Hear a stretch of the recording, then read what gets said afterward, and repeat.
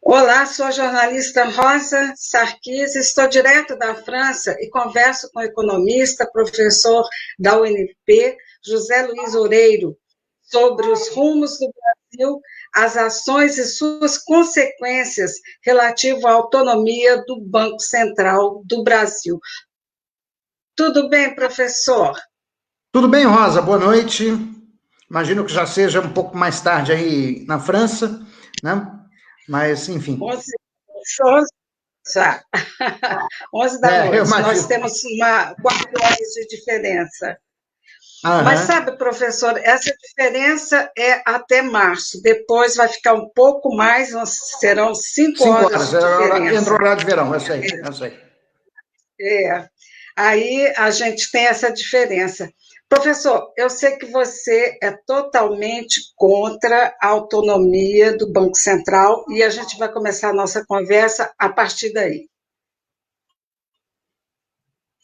Então, vamos lá. Quer dizer, primeiro, o que foi aprovado, né, pelo Congresso Nacional relativo ao Banco Central? Quer dizer, o que foi aprovado, né, foi a fixação de um mandato para o presidente e a diretoria do Banco Central. Isso significa dizer o seguinte, que durante aquele período de mandato, o presidente da República não pode demitir o presidente nem a diretoria do Banco Central. É isto que foi aprovado. Tá? É bom deixar isso claro, porque muitas vezes se confunde na imprensa esse tipo de autonomia com a autonomia que o Banco Central já tinha, que é a autonomia de usar os instrumentos da política monetária, que é basicamente a taxa de juros, né, e o redesconto, né, os depósitos compulsórios, etc., para executar os objetivos da política monetária. Essa autonomia, o Banco Central do Brasil sempre teve, tá? Pelo menos desde o Plano Real. Tá? Então, assim, tanto que, por exemplo, no governo do Fernando Henrique Cardoso, o presidente Fernando Henrique Cardoso, que era bastante liberal, nunca se dispôs a bancar o projeto de autonomia ou independência do Banco Central. Até porque, imagina, se o Fernando Henrique tivesse feito isso no seu primeiro ano de mandato, ele não ia poder ter demitido Gustavo Franco em janeiro de 1999. Né? Quer dizer, tem momentos de crise que são imprevisíveis, né? Que você tem que mudar a diretoria do Banco Central, porque o Banco Central ele é o responsável por uma das partes mais importantes da política macroeconômica, que é a política monetária. Né? Então, assim, você tirar do presidente da República, seja ele quem for, quer dizer, eu não tenho, como também é publicamente sabido, não tenho nenhum tipo de simpatia pelo Bolsonaro, né? Se eu fosse pensar apenas do ponto de vista estritamente político, até seria bom dizer, não, é melhor tirar o poder logo desse cara. Né?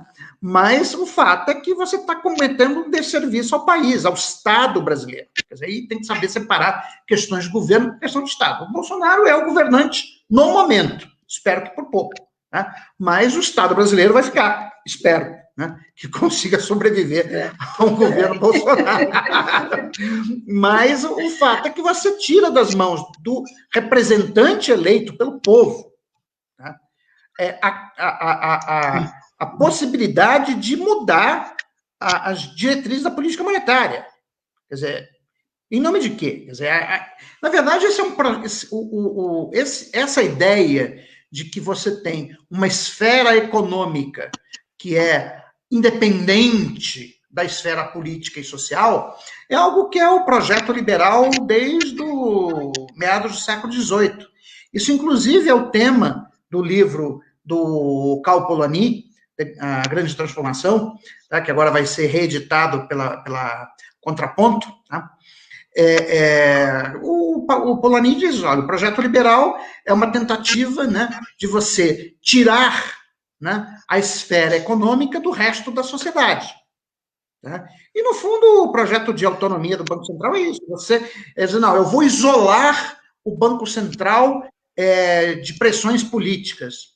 Bom, mas isso é uma coisa necessariamente boa?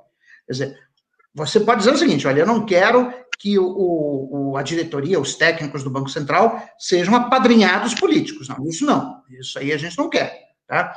Mas o presidente da República não poder demitir o presidente do Banco Central, está colocando, inclusive, o presidente do Banco Central e a diretoria do Banco Central acima do status de ministro de Estado. Porque os ministros de Estado podem ser demitidos a qualquer momento. Tá? Verdade. Reforma ministerial, enfim, isso faz parte da composição do governo. Agora, por que o Banco Central não pode ser?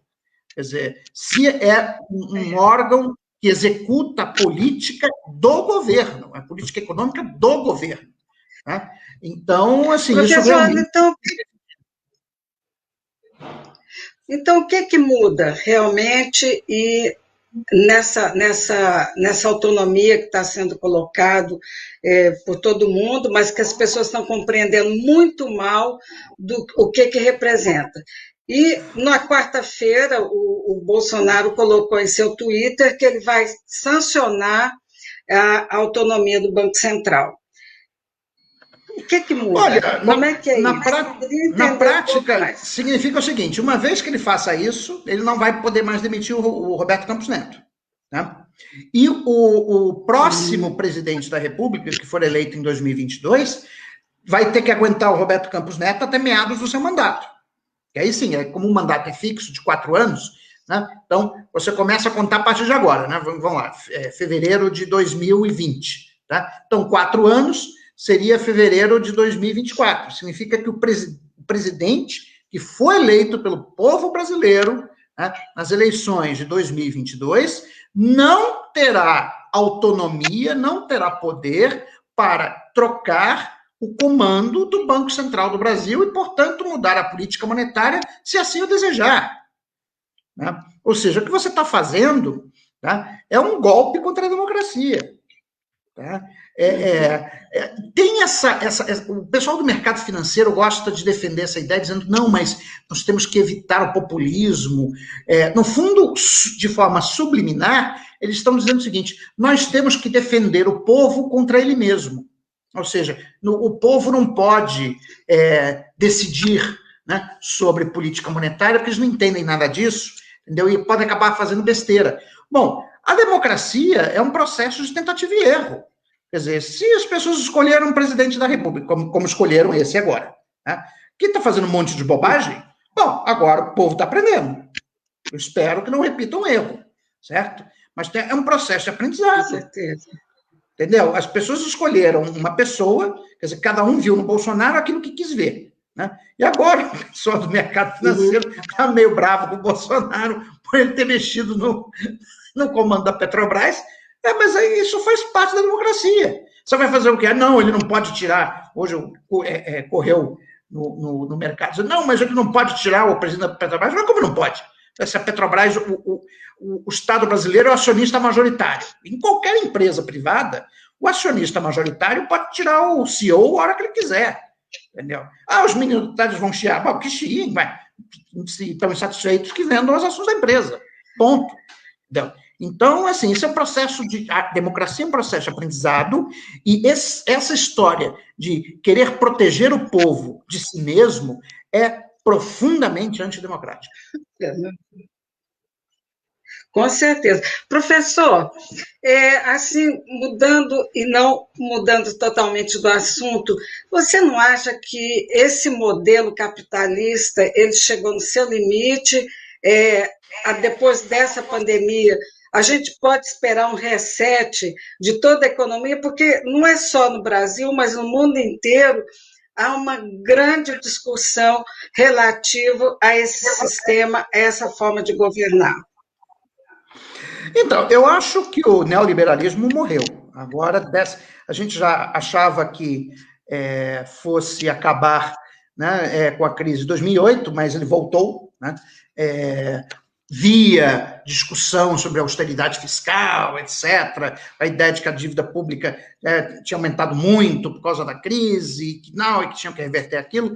Bom, mas o fato é que mesmo instituições que no passado defenderam muito fortemente a ortodoxia fiscal, como, por exemplo, o Fundo Monetário Internacional e a Comissão Europeia, e o próprio Banco Central Europeu, já mudaram de posição. Né? Quer dizer, eu estava vendo há uns meses atrás uma entrevista da Lagarde, da Christine Lagarde, no Le Monde, né?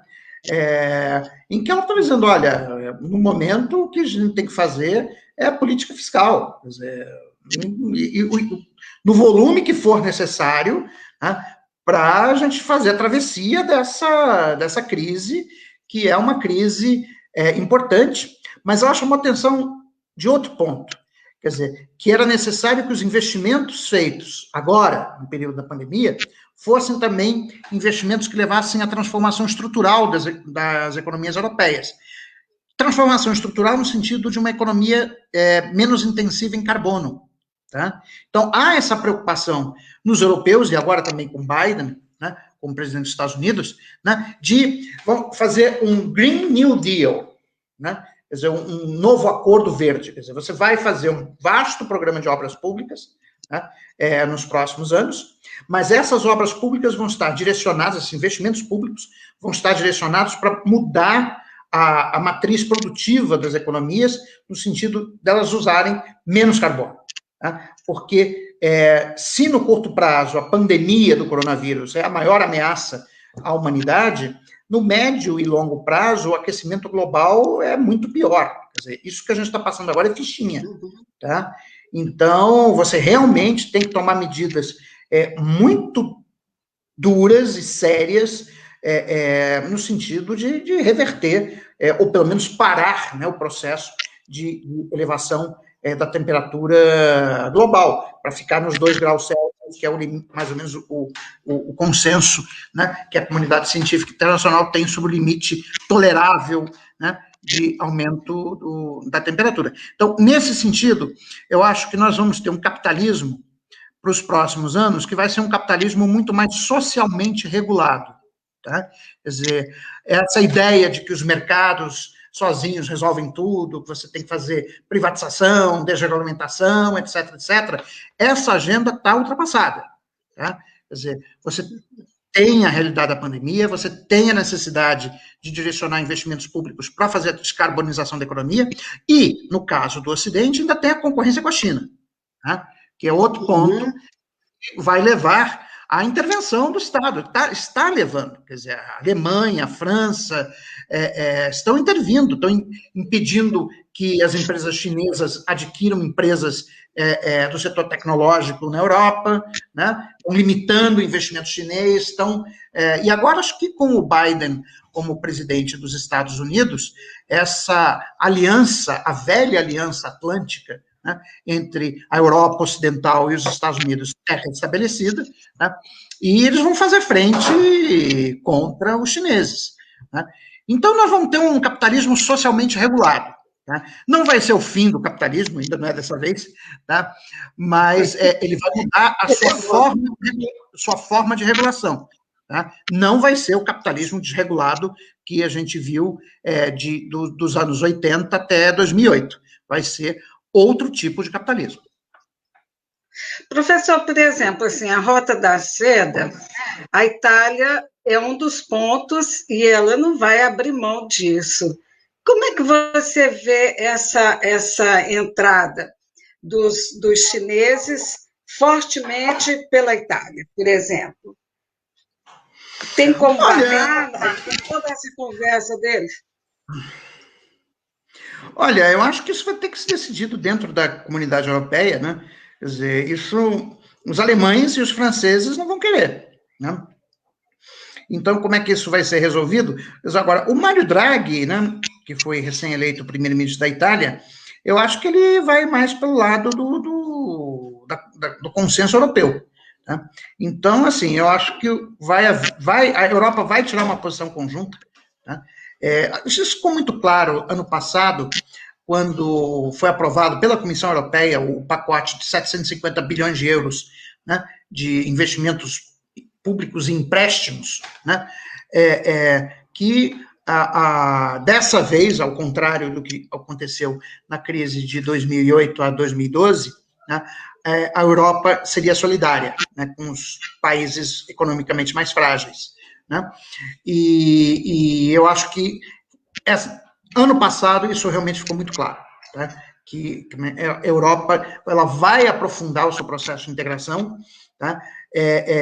O fato de você já ter um orçamento, que é um orçamento comunitário, quer dizer, 750 bilhões de euros, foi aprovado pela Comissão Europeia. Quer dizer, a Comissão Europeia está começando a exercer funções que seriam funções típicas de um governo supranacional. Tá? Então, eu acho que esse processo vai se aprofundar.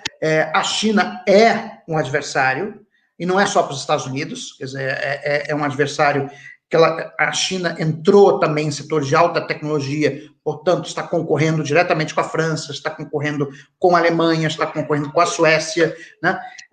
E também com empresas italianas, né, do setor de alta tecnologia. Né? Então, eu acho que vai haver uma resposta da comunidade europeia ao desafio posto pela China, mas isso, enfim, me parece que é algo mais ou menos normal. Professor, você acha que o presidente Bolsonaro vai sancionar na íntegra a autonomia do Banco Central? Ou ele vai cortar alguma coisa? Como é que você pensa que isso vai ocorrer no dia 24, na quarta-feira? Então, o que já me contaram, né, que tem nesse projeto da autonomia do Banco Central que foi aprovado um dispositivo em que dá um semiduplo mandato para o Banco Central. Tá? Então, que o Banco Central, além de ter que cuidar da inflação, ele também não pode desconsiderar o nível de atividade econômica e a regulação do sistema financeiro. Então, parece que esse inciso da lei o Bolsonaro vai vetar, quer dizer, que é o que daria esse semiduplo mandato, porque essa discussão da autonomia já está vindo há muito tempo, quer dizer, vem desde 2000 na verdade, desde o governo Temer. Tá? E havia uma certa barganha política em que tinha alguns setores dizendo o seguinte, tudo bem, a gente topa a autonomia do Banco Central, mas a gente quer que o Banco Central seja como o Federal Reserve, que é um banco central que tem um mandato duplo, ou seja, que ele tem que olhar tanto para a inflação quanto para o crescimento. Né? Então, isso foi um processo que foi, né, foi desenrolado nos bastidores durante muito tempo, né? E realmente eu fiquei surpreso com a aprovação da autonomia do Banco Central na Câmara dos Deputados. Surpreso por várias razões, quer dizer, primeiro que na verdade, essa discussão de autonomia do Banco Central já está há 30 anos, e o Brasil nunca sentiu falta da aprovação disso. Esse é o primeiro ponto. O segundo ponto é que nós estamos no meio de uma pandemia e o orçamento do governo deste ano ainda não foi aprovado. Então, a situação é mais ou menos a seguinte, para deixar bem claro, né, para os seus espectadores. Você imagina o Titanic, ele está afundando. Né? O que você deveria ficar com o capitão do Titanic deve fazer? Bom, tentar salvar o maior número possível de pessoas. Aí não, o capitão resolve, não, pessoal, vamos botar aqui uma nova mão de tinta no navio para ele afundar mais bonitinho. Foi exatamente isso que o Congresso Nacional fez. Assim, é ridículo. Quer dizer, você, sem ter o orçamento de 2021 aprovado, quer dizer, a primeira função de qualquer Congresso, desde o tempo que, lá na Inglaterra, né, a função do parlamento era aprovar os impostos do rei. Quer dizer, o que o rei podia gastar, o que não podia gastar. Certo? Então, sempre foi essa a primeiríssima função de qualquer parlamento. Pois bem, nós estamos sem um orçamento aprovado para o ano 2021. Agora, isso já seria grave num ano normal. Nós estamos num ano anormal, que é um ano de pandemia. Então, nós temos um governo que não tem orçamento aprovado, que acabou o auxílio emergencial em dezembro, ele não foi renovado, que milhões de pessoas entraram na pobreza e nós discutindo questúmpulas. Quer dizer, é como diriam nos evangelhos, né? Você filtra mosquito e deixa passar o camelo. Quer dizer, é realmente, assim, me surpreendeu. Quer dizer, como é que o Congresso, nessa situação, perde uma semana discutindo algo que, no melhor cenário, é irrelevante para a situação atual. Para a situação atual é completamente irrelevante. A longo prazo, significa você um retrocesso da democracia, no sentido de que você está isolando, né, das pressões democráticas, do jogo democrático, uma parte significativa da política econômica. E no final das contas, bom, se você não pode tirar o presidente do Banco Central, se você não pode tirar o presidente da Petrobras, se o presidente não pode fazer nada, então você elege quem exatamente? Você vai eleger um animador de circo? Enfim, bom, se bem que o Bolsonaro é um pouco isso, mas professor, esse é o ponto. E como é que se dará essa eleição, esse cargo do presidente do Banco Central? Quem que vai escolher? Não, a regra de escolha não foi mudar, quer dizer, quem fica agora é o Roberto Campos Neto. Daqui a 4 anos, o próximo presidente da República pode decidir se vai reconduzir o presidente ao cargo ou se vai indicar outro nome. Em qualquer uma das duas opções, a palavra final é do Senado Federal, ou seja, vai ter que ser sabatinado. Isso não mudou. O que mudou foi a possibilidade de você demitir o presidente do Banco Central a qualquer momento. Quer dizer, não quer dizer que o presidente do Banco Central seja não passível de demissão. Ele é. Se ele cometer alguma falta grave, for alguma coisa que seja contra a probidade administrativa, é lógico que ele pode ser demitido. Tá? Mas, fora isso, realmente você não tem condições, né, de demitir o presidente do Banco Central.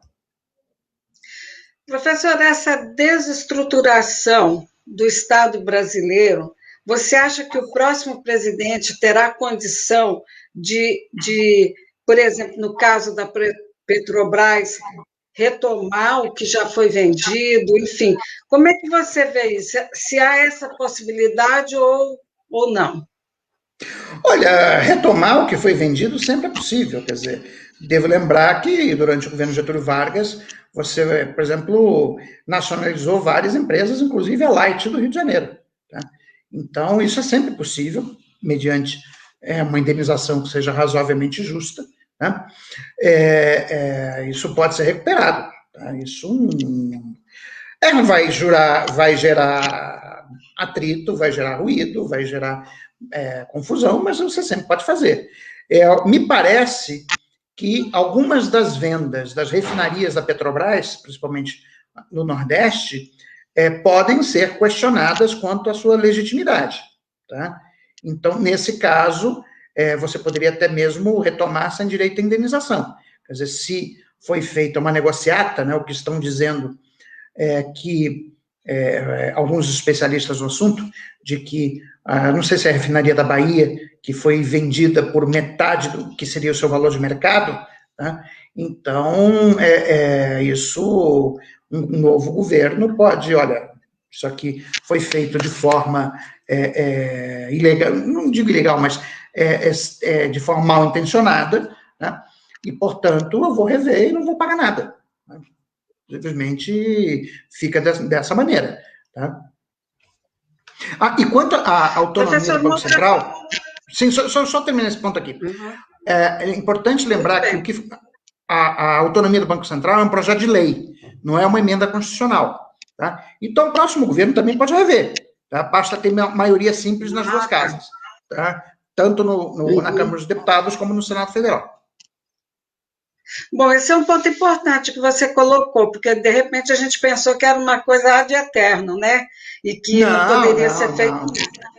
Não, isso pode ser mudado. É projeto de lei. Quer dizer, eu vou citar aqui uma frase, né, de um jurista espanhol, Torquato Fernández Miranda, né, que foi o artífice do retorno da Espanha à democracia. Né? E ele era muito amigo do príncipe Juan Carlos.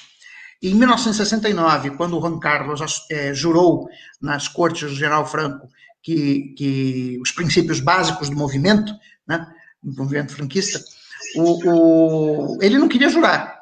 E ele foi conversar com o Torquato, e o Torquato deixou ele bastante tranquilo. Alteza, não se preocupe, uma lei se muda com outra lei. Então, só jure essa que depois a gente muda. Não tem problema nenhum. Muito bem. Professor, uma outra coisa. Tem duas reformas, né, acontecendo na discussão do Congresso Nacional, que é a reforma tributária e a reforma administrativa. Você acha que vai passar na mesma rapidez com que a autonomia do Banco Central, ou essa história vai ficar também por mais de 2 décadas? São emendas constitucionais, para começar. Tá? Então, o rito de tramitação é outro, de projeto de lei. Tá? Você precisa ter, são 2/3, não sei se é 2/3 ou 3/5, acho que é 3/5, tá? Dos votos das duas casas em 2 votações. Tá? Então, a tramitação é mais complicada. Tá? Então, esse é o primeiro ponto. Tá? Segundo ponto, a reforma tributária já está sendo discutida, é outra que está sendo discutida há milhares de anos, quer dizer, uns 20 anos está sendo discutida. O projeto que está em negociação é o projeto do deputado Baleia Rossi, tá? A PEC 45, que é um projeto muito bom, diga-se de passagem. Tá? Ele cria a figura do imposto sobre bens e serviços, tá? Que é uma importante modernização do sistema de impostos indiretos, ou seja, ele vai juntar um monte de imposto, ICMS, IPI, COFINS, não sei o que, vai juntar IPI, tudo num único imposto, que vai ter uma alíquota única, tá? E vai ser cobrada no destino, e não na origem. Ao ser cobrada no destino e não na origem, vai acabar com a guerra fiscal entre os estados. Tá? Isso também é uma coisa muito importante. Agora, eu acho que essa é uma reforma incompleta.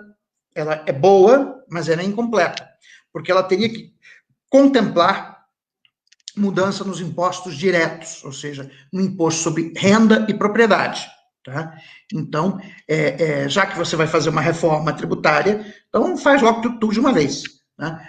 Inclusive a reforma dos impostos diretos, para tornar a nossa carga tributária mais progressiva. Tá? Então, você teria que, por exemplo, voltar com a alíquota sobre lucros e dividendos distribuídos, você teria que rever, né, a figura do microempresário individual, porque por intermédio dessa figura do microempresário individual, vários profissionais liberais que ganham muito dinheiro conseguem fazer a elisão fiscal, eles conseguem deixar de pagar imposto de renda de maneira absolutamente legal. Tá? Você também deveria rever a questão do IPTU e do ITR, quer dizer, o IPTU e o ITR no Brasil são muito baixos, então você está perdendo aí uma boa fonte de arrecadação, né? Que pode ser extremamente progressiva, quer dizer, você pode fazer alíquotas diferenciadas, né, de IPTU, por exemplo, de acordo com as regiões das cidades, então ter alíquotas mais altas nos bairros mais nobres e assim sucessivamente. E o ITR também, que o ITR é ridículo. Eu acho que o ITR no Brasil inteiro não arrecada 500 milhões de reais. Tá? É uma coisa assim ridícula, tá? Que é o imposto territorial rural. Tá? Então, eu acho que a PEC 45, ela já é boa, tá? Mas ela pode ser melhorada com a inclusão de uma discussão sobre imposto de renda e propriedade. Agora, a reforma administrativa é um lixo do início ao fim. Tá? Quer dizer, basicamente, o que essa reforma administrativa faz, tá, vamos dizer assim, flexibilizar os critérios de contratação de servidores públicos. Tá? Os critérios vigentes hoje, que são dados pela Constituição de 88, são critérios que têm 2 características. São impessoais, porque é via concurso público, e são meritocráticos, ou seja, leva o melhor, seja de quem for. Você não está olhando se a pessoa se é branco, negro, se é homem, mulher, se é homossexual, entendeu? Se é de esquerda, de direita, de centro, você não está olhando nada disso. Está simplesmente, tem lá o concurso, tais pontos, tem uma prova, passa, vai ser aprovado, tem uns que vão ser aprovados, e aí, dependendo da classificação, você vai ser contratado ou não, ponto. Né? É esse o critério hoje. Muito bem, a reforma administrativa flexibiliza isso por diversos mecanismos, tá? Eu escrevi um artigo recentemente para a fundação do Partido Podemos, tá? Eles me solicitaram, e eu detalhei isso, tá? Linha por linha, quais eram os mecanismos pelos quais você poderia gerar interferência política, né, na seleção dos servidores públicos. Então, a reforma administrativa que está sendo proposta, na verdade, é um retrocesso, né, em direção à República Velha, aquilo que era pré-Getúlio Vargas, em que os cargos no serviço público eram por indicação de políticos e não pelo mérito, não pela impessoalidade de um concurso público. Certo. Professor, a gente já está caminhando para o final e eu gostaria que você fizesse as considerações finais e que, enfim, coloque aí o que você achar interessante para a gente finalizar essa nossa live. Bom, assim, o que eu acho que seria a mensagem final dessa live seria o seguinte: a agenda de discussão econômica no Brasil está completamente desconectada do que está acontecendo no resto do mundo. Totalmente desconectada. Quer dizer, o Brasil é o único país que está insistindo com reformas liberais quando isso foi abandonado em todos os países. Muitas empresas que foram privatizadas nos países envolvidos nos anos 80 e 90 foram reestatizadas. Né? A discussão sobre regras fiscais, né, está sendo refeita. E nós estamos com uma regra fiscal que é um jabuti, que só existe no Brasil, que é o teto de gastos que congela os gastos da União por um prazo de 20 anos. Só existe no Brasil. Tá? Então, assim, é impressionante a desconexão, tá, entre a agenda econômica brasileira e a agenda econômica do resto do mundo civilizado. Tá? Parece que o Brasil, eu costumo brincar, parece que o Brasil caiu numa falha no espaço-tempo, tá, e foi transportado para um universo paralelo, onde as leis econômicas funcionam ao contrário. Porque a gente está fazendo tudo o contrário que os outros países do mundo estão fazendo.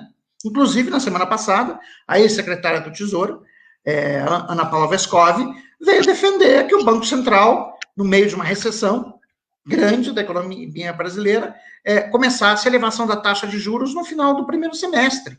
Isso, assim, é de uma insanidade inacreditável.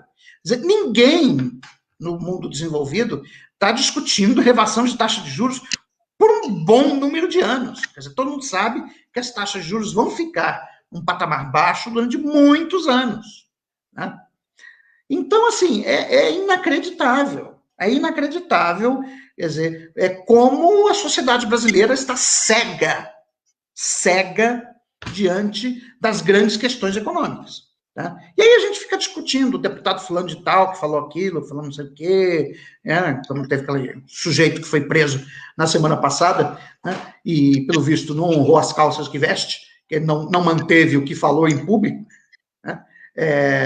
Enfim, antigamente, o pessoal da direita, tinha um pouco mais de brio e orgulho próprio, teria mantido. O sujeito, que era um todo valentão, etc., simplesmente praticamente chorou em público. Né? Então, ele ficava defendendo o AI-5, quer dizer, se ele fosse fazer esse tipo de coisa durante a AI-5, ele não ia para prisão, não, ele ia pau de arara mesmo. Né? E não ia jantar chorinho, não, que é isso que deixava os torturadores ainda mais felizes. Pois entendeu? Então, realmente, esse tipo de coisa, enfim. Professor, muito obrigada, como sempre, assim, explicações importantes e também muito objetivas, que todo mundo pode entender, tira totalmente o economês, o que é muito bom, porque a maioria de nós não entendemos a economia de forma tão, vamos supor assim, tão acadêmica, né? Então, eu quero Sim, sim, sim. agradecer, muito obrigada, e Nada, quero Rosa, que contar é isso. sempre com você aqui com a gente. Só me convidar, não tem nenhum problema. Tá Muito bom? obrigada. E Tchau. bonsoir, Oi. bonsoir, bonsoir. Bonsoir, Tchau, tchau. monsieur. À Bonsoir, tout à l'heure.